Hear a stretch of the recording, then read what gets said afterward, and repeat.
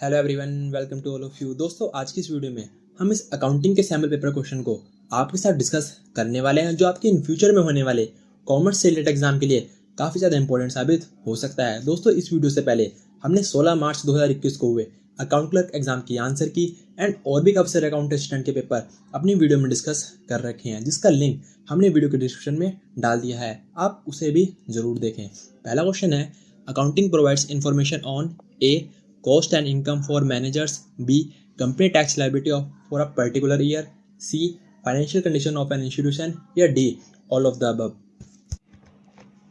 सो इसका right answer है D, all of the above. Accounting हमें ये सारी इन्फॉर्मेशन प्रोवाइड करवाता है, जैसे कि cost and income for managers, company tax liability and financial condition. इसका राइट आंसर ऑप्शन डी है। Next question, the long term assets that have no physical existence but are rights that have value is known as A current assets, B fixed assets, C intangible assets, या D investment।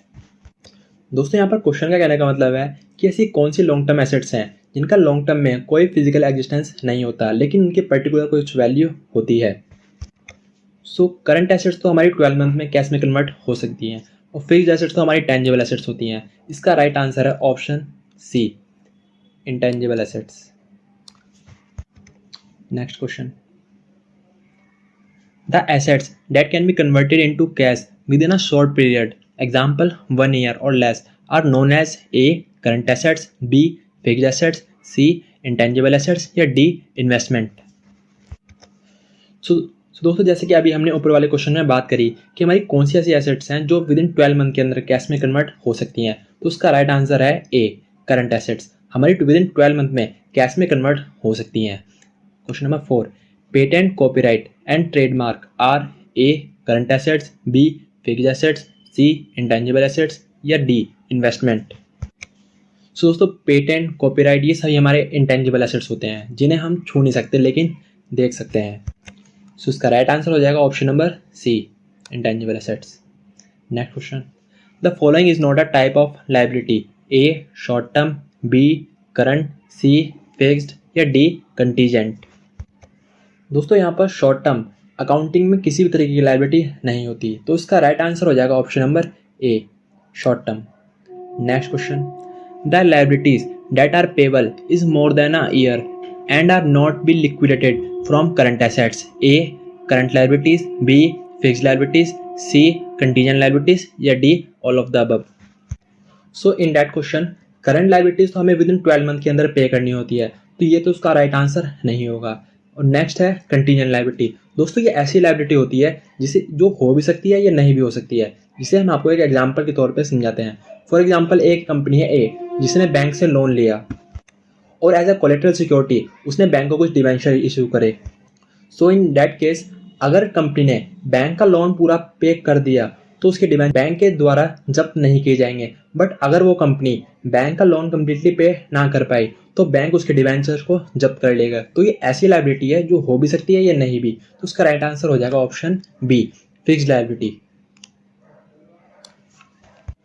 Next question, the debt which are to be repaid within a short period, year or less, are known as A current liability, B fixed liability, C contingent liability, या D all of the above. So इसका right answer है A current liability, क्योंकि हमें with in 12 month के अंदर पे करनी होती है।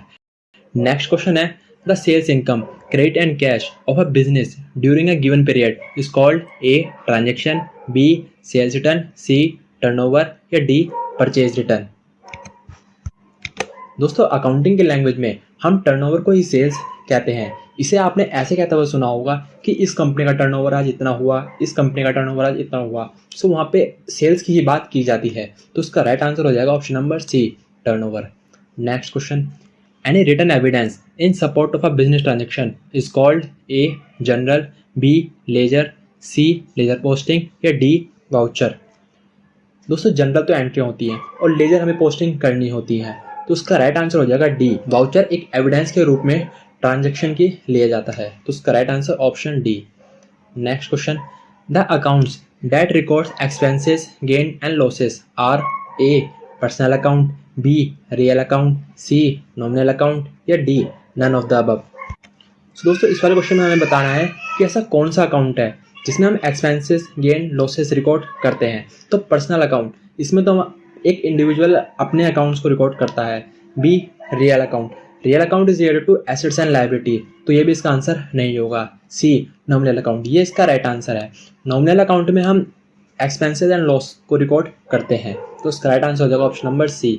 Next question, real account records A, dealing with creditors और debtors, B, dealing in communities, C, gains and losses, D, all of the above. So दोस्तों जैसे कि अभी हमने बात करा, रियल अकाउंट में हम एसेट्स एंड लायबिलिटीज को रिकॉर्ड करते हैं। सो हमारी कमोडिटीज भी एक एसेट्स में आ जाती है। कमोडिटीज का एग्जांपल है गोल्ड, सिल्वर। सो ये सभी हमारी एसेट्स हैं, तो इसका राइट आंसर है option number B. Next question, in journal the business transaction is record A, same day, B, next day, C, once in a week, D, once in a month. दोस्तों journal entry में हम same day की transaction उसी दिन record करते हैं, तो उसका राइट आंसर हो जाएगा option number A, same day. Next question, the following is are the type of journal, A, purchase journal, B, sales journal, C, cash journal, या D, all of the above. So दोस्तों ये हमारी सारी general हैं, sales भी general है, cash भी general है एंड परचेज भी जनरल है, तो उसका राइट आंसर हो जाएगा option number D, all of the above. Question number 14, the process of entering all transaction from the journal to ledger is called A, posting, B, entry, C, accounting, या D, none of the above. So journal से ledger में posting करना, ये हमारी ledger posting होती है, जिसका answer आपको तो पता ही होगा, तो इसका राइट आंसर हो जाएगा option number A, posting. Question number 15, the following is a statement showing the financial status of the company at an given time, A, trading account, B, profit and loss account, C, balance sheet, या D, cash book. So दोस्तों किसी भी company की financial का status उसकी balance sheet से पता चलता है, तो उसका राइट आंसर हो जाएगा option number C, balance sheet. Question number 16, the following is a statement of revenue and expenses for a specific period of time, A, trading account, B, trial balance, C, profit and loss account, या D, balance sheet. तो इसका right answer है profit and loss statement, क्योंकि P&L statement ही हमें किसी business के revenue and expenses के बारे में कंप्लीटली अपडेट्स देता है, तो उसका राइट आंसर हो जाएगा C, profit and loss statement. Question number 17, balance sheet is a statement of A, assets, B, liability, C, capital, D, all of the above. So दोस्तों बैलेंस शीट में हमारी assets भी आती हैं, लायबिलिटी भी आती है और कैपिटल भी आती है, तो इसका राइट आंसर हो जाएगा option number D, all of the above. Next question, balance sheet are prepared A, daily, B, weekly, C, monthly, या डी, एनुअली।